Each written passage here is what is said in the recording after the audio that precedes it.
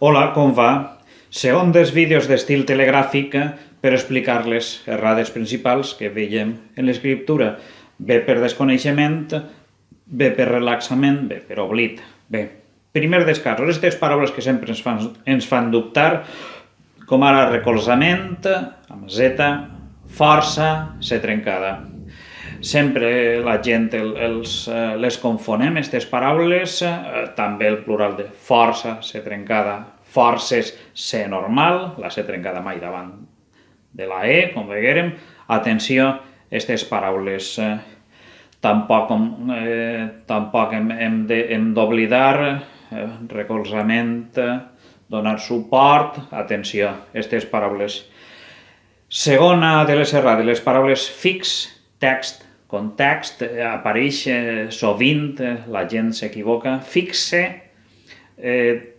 texte, contexte, no, sense la E, fix, text, context.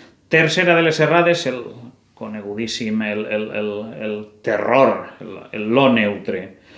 Ixe lo, el lo neutre com a article. Lo que passa, lo que volia dir-te, lo dia, tot lo món, lo que vull dir-te, mai.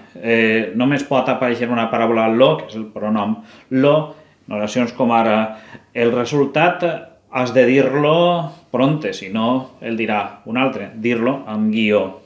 És un altre cas, és un pronom lo. Quarta de les errades, aquestes paraules tan complicades, independentment, atenció com s'escriu, atén, del verb atendre, atén, per favor, imperatiu, atén-me, atentament, tanta T, tanta M, tanta N, a l'hora d'escriure pareu atenció perquè sovint ens equivoquem. Cinquena de les errades, aquestes paraules que són esdrúixoles, notícia, família, notícies, són esdrúixoles i per tant han d'anar accentuades sempre. Per contra, paraules com ara dia o aniria no duen accent, en castellà sí, però en valencià no duen accent per una sèrie de motius en els quals no entrarem, però vaja, retinguem notícia, família, telenotícies, etc. No duen mai accent. I per fi, la darrera de les errades és el tema de l'accent diacrític. Recordeu, vam fer un vídeo sobre la reducció a 15 casos que hi ha d'accent diacrític, però no volem entrar en aquest tema, sinó senzillament recordar. A veure, atenció a la diferència entre és verb ser i és pronom. Es diuen tantes coses sense accent. És aquell el teu cosí amb accent.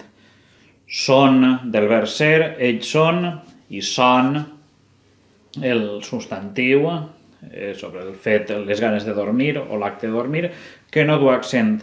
A aquestes dues paraules no els afecta la reducció, afectaria altres, però ja vos dic, us convide a veure este vídeo on ho aclarisc.